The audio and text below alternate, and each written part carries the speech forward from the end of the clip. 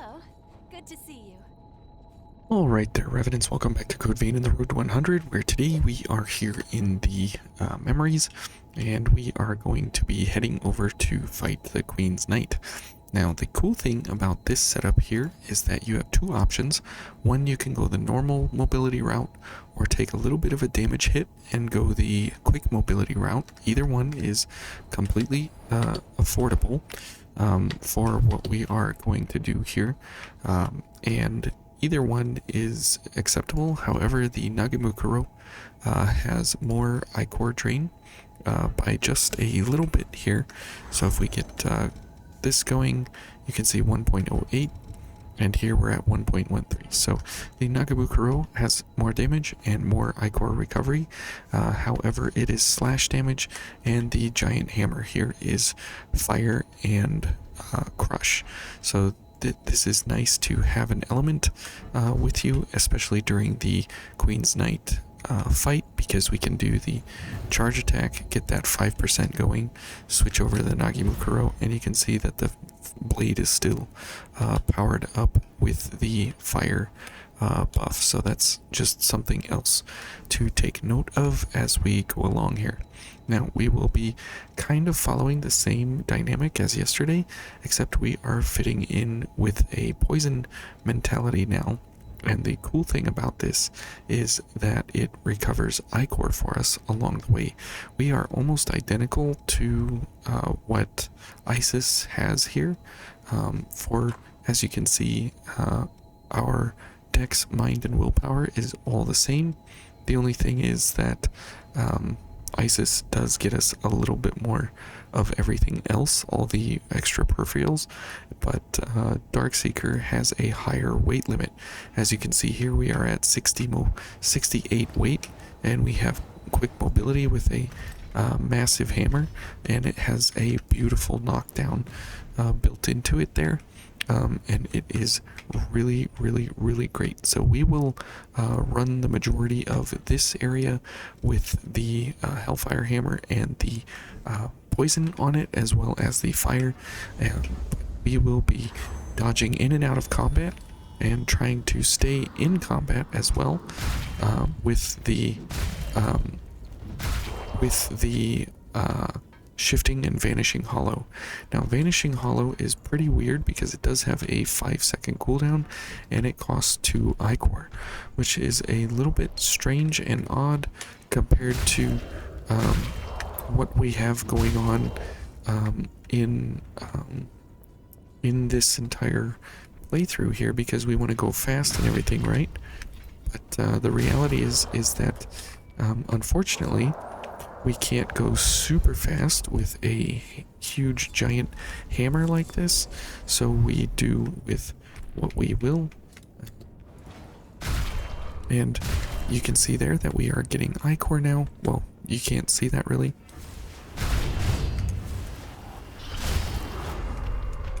And we are very, very, very fast on our cooldowns. And the nice thing is when we encounter a situation like this, we can sit there at distance, and we can slap those guys down pretty hard, pretty fast with a distance gift, which is really, really, really, really nice. Same thing here.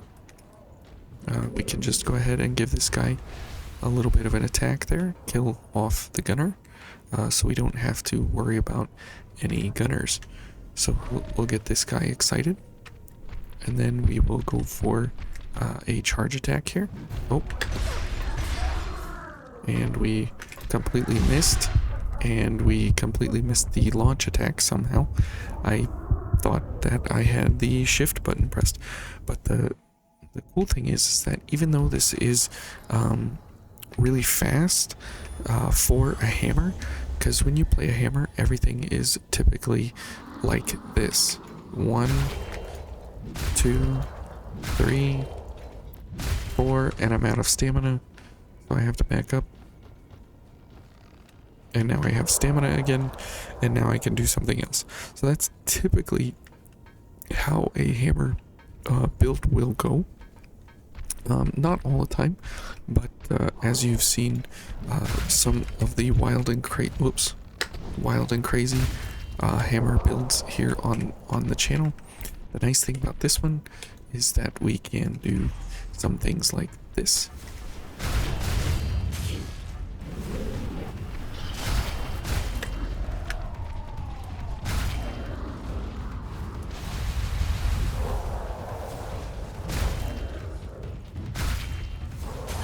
Ouch.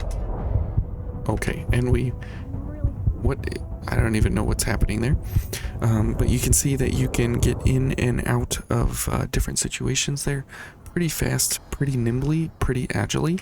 And agilely is not a word, but I'm making it up now to describe exactly, how this build kind of goes. Because it is so awesome how fast a hammer can really be executed on any one of these enemies here in a very fast manner.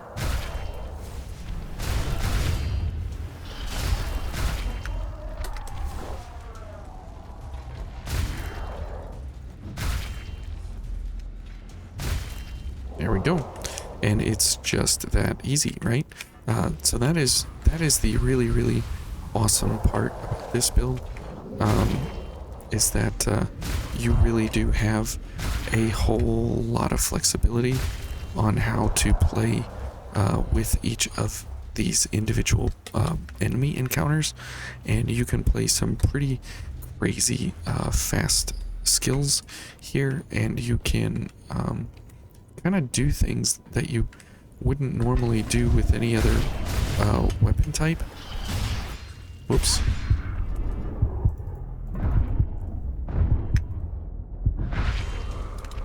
Okay. Well, that was a little bit of a harrowing problem there, but nothing that wasn't too life-threatening. Now, you'll notice that we're not really getting a lot of things poisoned, because you'll notice that by the time we do get them poisoned, they're all dead. So there's really no... that's fun that guy's trying to run around.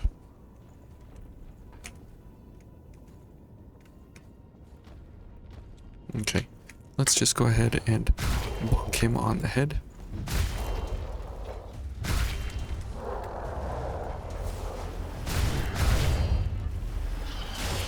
Whoops. Whoops. He's playing my game. Okay. Well, there we go. I don't know why we had to go down here, and my gift acceleratedness was not from increased gift speed. That was not active, so that also was hurting us considerably. But you can see that this is a very reminiscent idea of yesterday. However, it is a little more effective here for these guys. Okay, so let's go for this, and we have 6 seconds on the clock for our poison now. And let's see if we can get him poisoned here.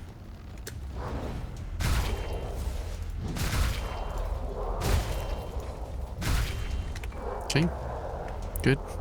And now we have this fine specimen. Whoops. She was a little bit too delayed for Shifting Hollow. But Vanishing Hollow, you'll notice that it's kind of hard to do because you drop in from the top of the screen, and typically enemies are in an attack mode, and dropping in from the top of the screen is kind of difficult to deal with, because most of the time you are not in a position where the frames match up nicely with your character, because of how having the idea of faster frames for an attack is typically not good for you at all. And you can see there was no reason to do either one of those at all, but that's fine.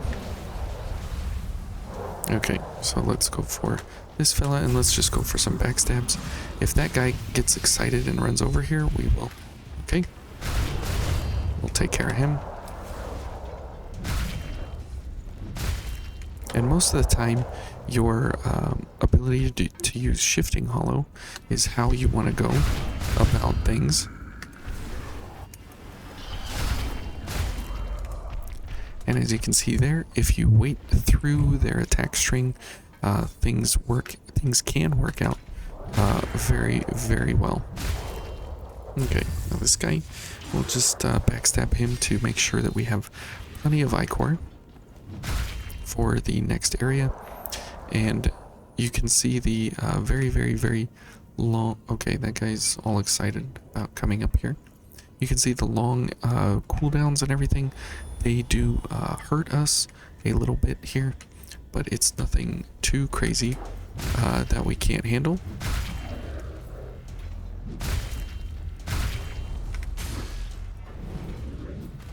Whoops. Okay, and he got poisoned, so that's very, very nice. Let's go ahead and encourage her to come over here on her own.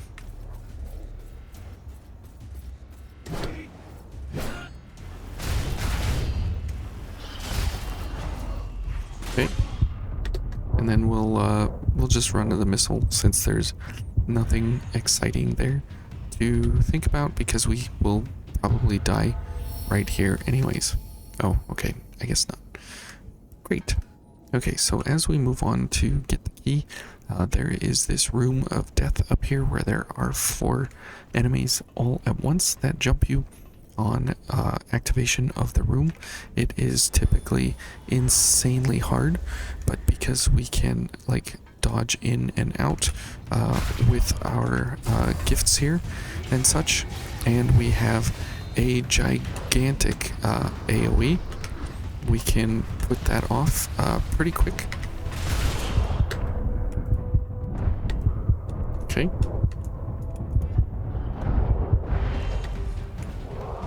Okay, very nice. I wish I could see.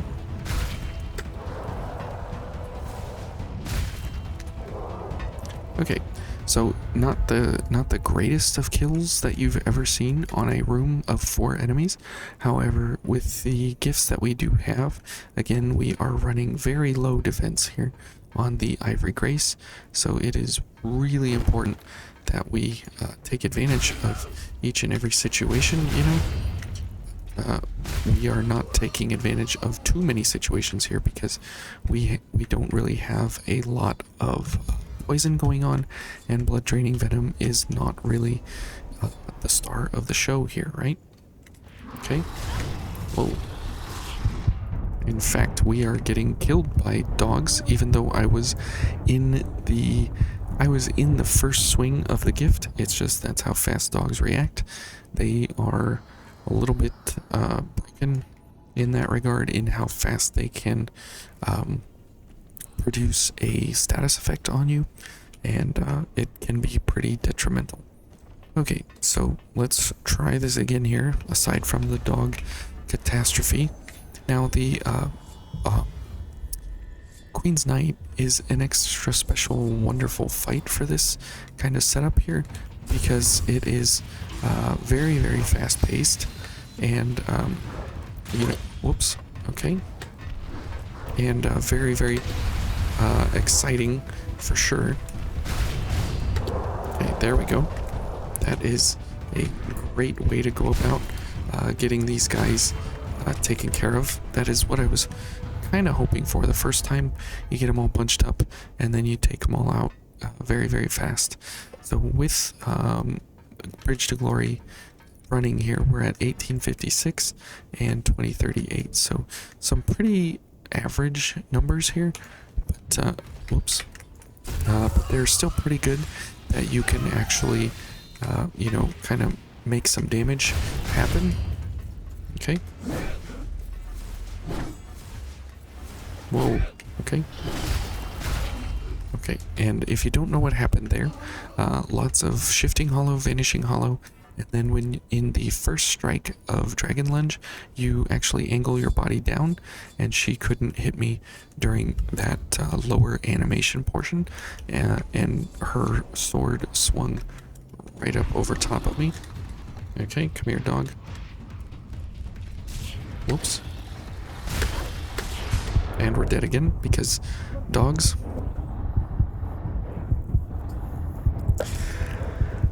Running out of Ichor is the bane of our existence, which this, like I said, this doesn't do very well for enemies because they're pretty much dead by the time that you get to a point where an enemy is poisoned, because we're not doing enough poison buildup. Now, if we had something down here where we change one of these out for Venom Mark, then we might be able to do it, but it's not really worth it for what we are doing. But what is worth it is during the Queen's Night Reborn, it is going to be extra good for how we go about getting him poisoned and moving about in his arena there. Ouch. Okay. We got all three of them, but forgot the big guy. And that's just how it goes when you have no defense. You get tagged once and you're completely done. So it's either play perfect or don't play at all, because there is no forgiveness at all in this setup for any kind of like loser mistakes like what I'm making here. And so it's really tough. It's really tough because of the fact that you are constantly on your toes to try and figure out where is the enemy and such. And again, right there.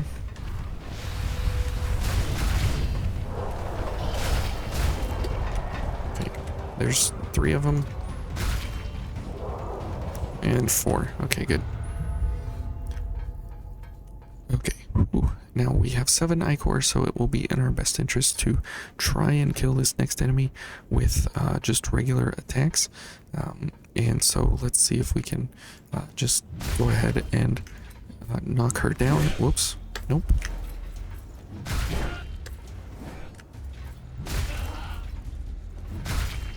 Okay. Didn't even get her poisoned or anything. And you can see that's how loose our value is here for the oh. Okay, I can't even cast any gifts at all, and that's the whole point of playing fast, is because if you are caught out in any kind of animation time for any period of time, Vayne will kill you immediately in like 2 hits or 1 hit. That's pretty much how it goes all the time.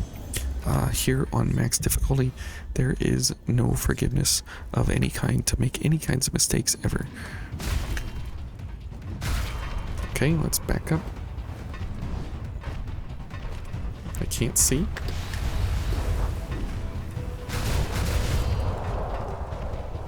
Okay, and I think we got all 4 of them. Yep. Okay, we got all 4 of them in one go there, 1 tormenting blast, which is very nice. Let's see if we can keep this under an hour from what we had yesterday. That was absolutely ridiculous, and just kind of how it goes sometimes. Can I please get a backstab here? Nope. Okay, there we go. She did not enjoy that backstab at all. Whoa. And the dodging running attack is exceptional on this hammer. It is, whoa, okay, why, can you just fall off the edge? Yay. Oh, what irony and luck all built into the same activity there. I have no idea why that happened, but whatever. Now let's just head on to the Queen's Night. There's no point in fighting any of this at all. And you can see that as soon as we get hit, we are staggered immediately because we have no balance to speak of. We are pretty much balanceless. And I'll show you here. We're only at like we're not even at 100 balance. We're at 99. So anytime we get hit, we're pretty much dead overall. Okay, so let's go ahead and get these going, and we will switch to the Nagamukuro. Not that we should, but just so we can say we did. Okay, and here we go. Jack is not here, so this is pretty intense.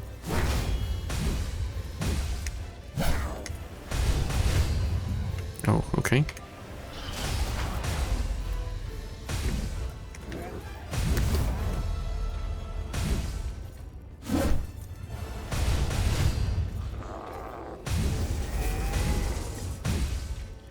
Let's get him poisoned. There we go.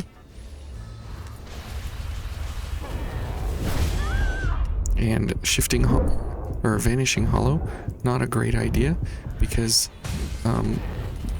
his attack is coming down, where you want to make sure that you are coming through his attack. Oops, I attacked instead of dodging, but for that attack that's coming up from the ground, that one is okay if you are off to the side or something, to kind of mitigate how that attack will come in. It's pretty good overall. Okay, so let's go ahead and get our items going here, and especially our venom cartridges, so we can get him poisoned to have that ichor coming back in very quickly. Okay.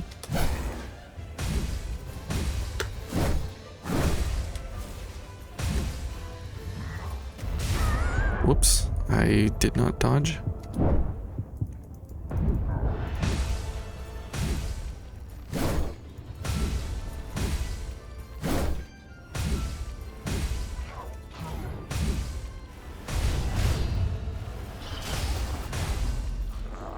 Okay, and let's go ahead and heal a little bit here, and let's get a cartridge going.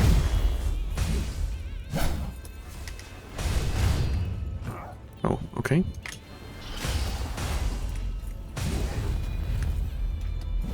Whoops. Whoops, and I attacked instead of dodging yet again. So again, you can see that you have to play it perfect or not at all, because everything will kill you in one hit.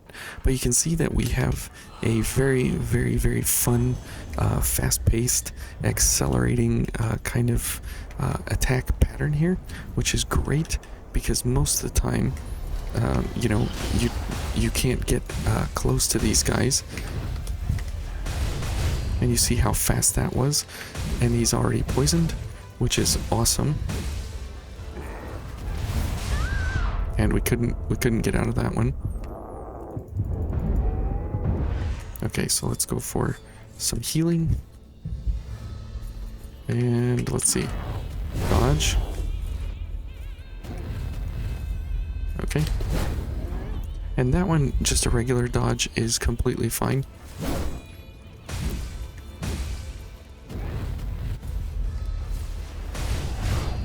Oh, okay. Always go to the side on that.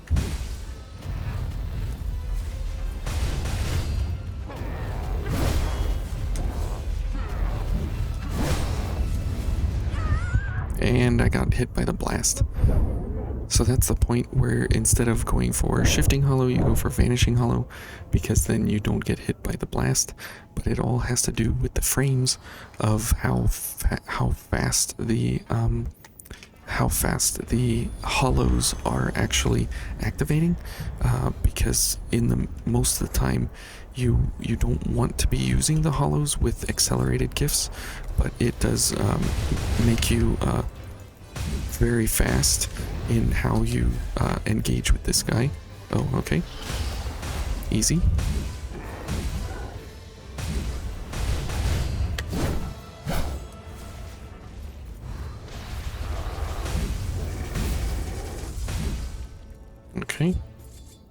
Let's get a venom cartridge going here. Oh, come on. And there is a perfect example of the frames.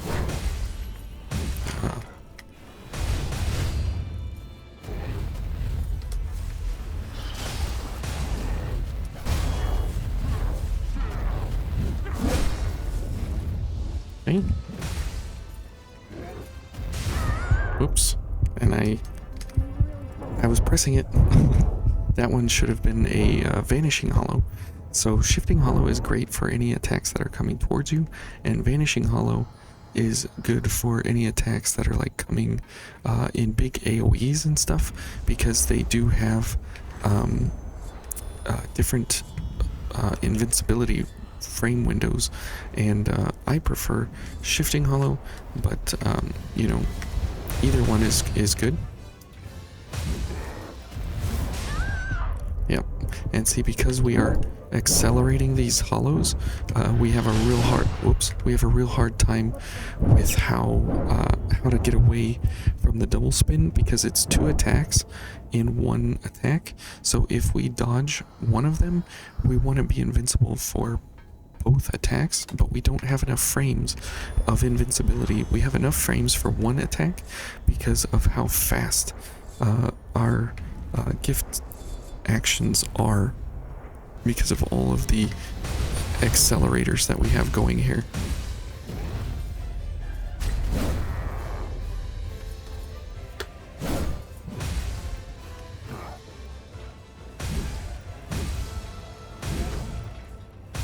There we go.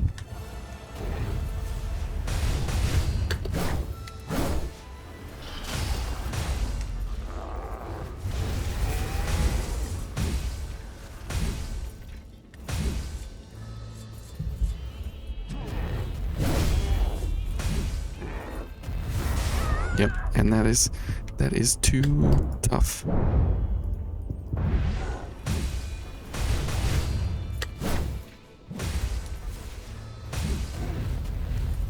Okay, we should heal it here at some point.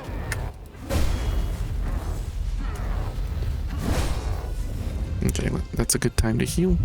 Now you'll notice that our gift speed is on cooldown here, which means that we have many more iframes, about 10% more iframes than we did before.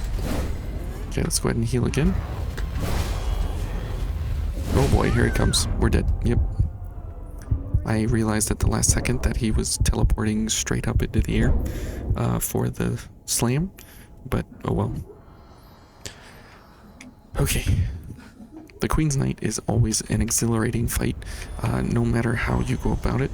He is probably one of the better bosses in the game, and I don't particularly enjoy the Queen's Knight Reborn over this guy.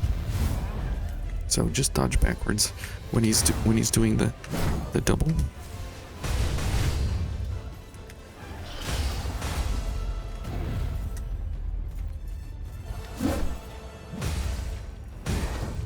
We can't see what he's doing.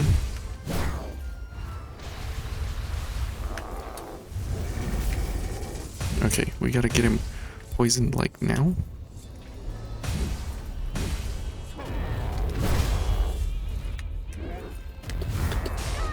Yep, I could feel that one coming. Okay.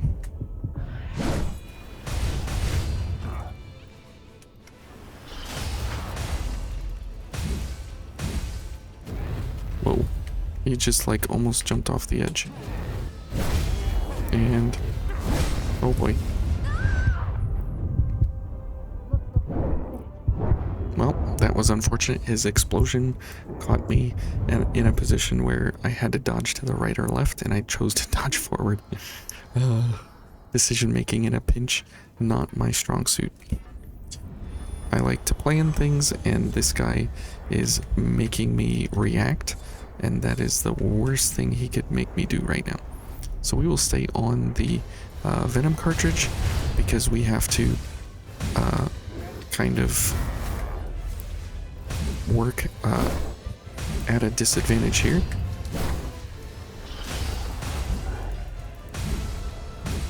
Okay.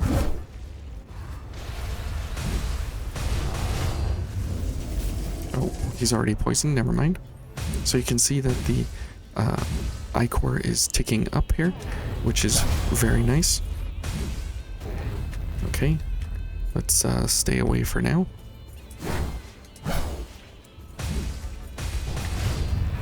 Okay, jump away. Oh boy. Oh, that was really close. Okay.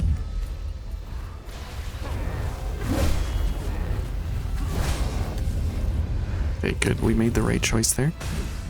Oh boy. Alright. We missed the double spin. Amazing. There we go. See, you have to play it perfect or don't play it at all. Oh, I didn't get the Lost Haze of 0. So very, very enjoyable, intense fight for sure. Very awesome. Definitely one I recommend if you get to this point. It's a really fun build because it plays a greatsword or a hammer in a way that, you know, never really. I mean, it was meant to play this way, right? Because it's in the game, but you're matching something with a lower tier blood code, taking advantage of another unique, and then going in and out of combat to kind of get some fast gift powers off here, and you have pretty respectable damage here at 2,000, over 2,000, and it works out pretty well. So anyways, thank you guys for watching, and we'll see you tomorrow. Have a good one. Bye.